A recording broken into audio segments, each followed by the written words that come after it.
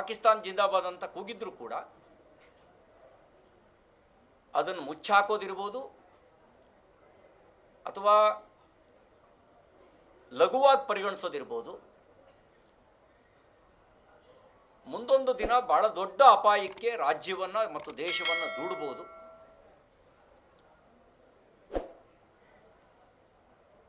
ಅಂಥ ಹೀನ ಕೆಲಸಕ್ಕೆ ಕೈ ಹಾಕಬಾರ್ದು ಅಂಥೇಳಿ ನಾನು ಆಗ್ರಹಿಸ್ತೇನೆ.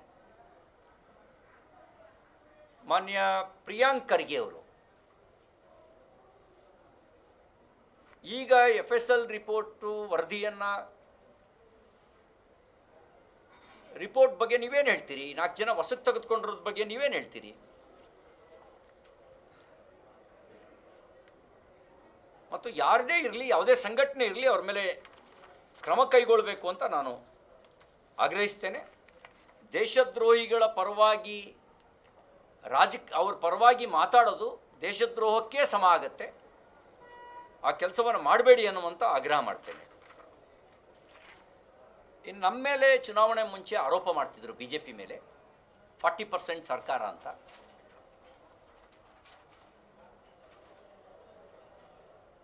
ಅಭಿವೃದ್ಧಿ ಕೆಲಸಗಳು, ಹೊಸ ಅಭಿವೃದ್ಧಿ ಕಾರ್ಯಗಳು ನಡೀತಾನೆ ಇಲ್ಲ.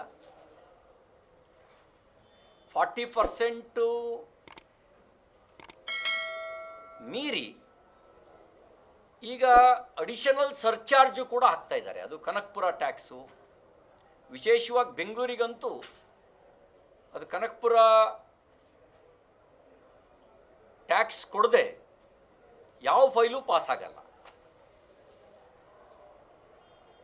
ಇನ್ನು YST ಟ್ಯಾಕ್ಸು, ವರ್ಗಾವಣೆಗೆ YST ಟ್ಯಾಕ್ಸು,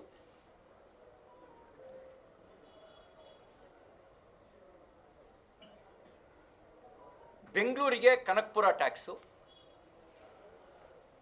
ಈ ರೀತಿ ಜಹಗೀರುಗಳನ್ನು ಕೊಟ್ಟಿದ್ದಾರೆ.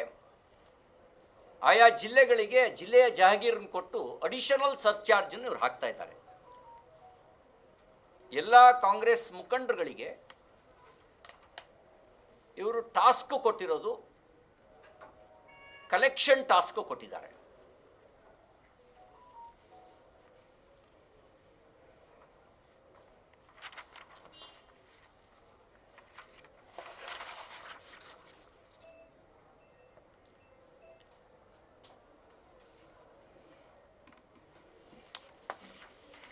ನಮಗೆ ನಮ್ಮ ಅಭಿವೃದ್ಧಿಯ ವಿಚಾರವನ್ನೇ ಮುಂದಿಟ್ಟು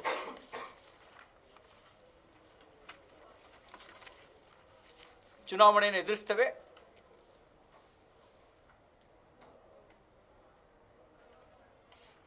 ಮಾನ್ಯ ಪ್ರಧಾನಿ ನರೇಂದ್ರ ಮೋದಿಯವರು ಸಬ್ಕಾ ಸಾಥ್ ಸಬ್ಕಾ ವಿಕಾಸ್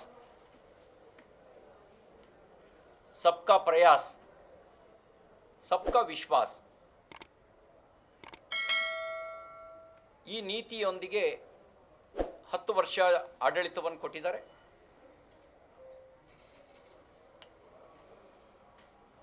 ಇವರು ಕರ್ನಾಟಕದಲ್ಲಿ ಮಾನ್ಯ ಮುಖ್ಯಮಂತ್ರಿಗಳು ಹೇಳ್ತಾ ಇರೋದು ಸುಳ್ಳು.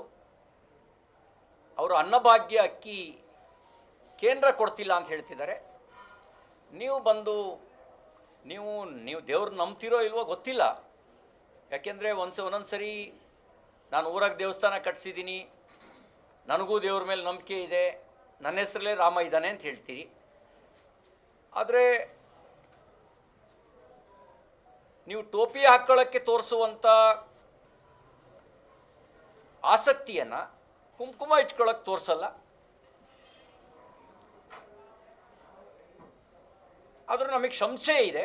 ಆದರೂ ನೀವು ಹೇಳಿದ್ದನ್ನು ದೇವ್ರನ್ನ ನಂಬ್ತೀರಿ ಅನ್ನೋದು ನಂಬ್ತೀನಿ, ನಂಬಿಯೇ ನಿಮಗೊಂದು ಸವಾಲು ಹಾಕ್ತೀನಿ. ಈಗ 5 kg ಅಕ್ಕಿ ಕೊಡ್ತಿರೋದು ಕೇಂದ್ರದ್ದು ಅಂತ ನಾನು ಘಂಟಾಘೋಷವಾಗಿ ಬಂದು ತಾಯಿ ಚಾಮುಂಡೇಶ್ವರಿ ಎದುರುಗಡೆ ಪ್ರಮಾಣ ಮಾಡ್ತೀನಿ. ನೀವು ಹೇಳಿ, ನೀವು ಯಾವ ಅಕ್ಕಿ ಕೊಡ್ತಿದ್ದೀರಿ? ನೀವು 1 kg ಅಕ್ಕಿಯನ್ನು ಇದುವರೆಗೂ ಕೊಟ್ಟಿಲ್ಲ. ಈ 10 ತಿಂಗಳಲ್ಲಿ ಕೇಂದ್ರದ ಅಕ್ಕಿಯನ್ನೇ ನಂದು ಅಂತ ಎದೆ ಬಡ್ಕೊಳ್ತಾ ಇದ್ರಿ. ನಾನು ತಾಯಿ ಚಾಮುಂಡೇಶ್ವರಿ ಮುಂದೆ ಪ್ರಮಾಣ ಮಾಡ್ತೀನಿ, ಮೋದಿಯವರು ಕೊಡ್ತಿರುವಂಥ ಕೇಂದ್ರದಿಂದ ಕೊಡ್ತಿರುವ ಅಕ್ಕಿಯನ್ನೇ ನೀವು ಅನ್ನಭಾಗ್ಯ ನಾನು ಕೊಟ್ಟೆ ಅಂತ ಹೇಳ್ಕೊಳ್ತಿದ್ದೀರಿ. ನೀವು 1 kg ಅಕ್ಕಿನೂ ಕೊಟ್ಟಿಲ್ಲ. ನೀವು ನಿಜವಾಗ್ಲೂ ಕೊಟ್ಟಿದ್ರೆ ಬನ್ನಿ, ಯಾವತ್ತು ನಿಗದಿ ಮಾಡ್ತೀರಿ ಸಮಯ?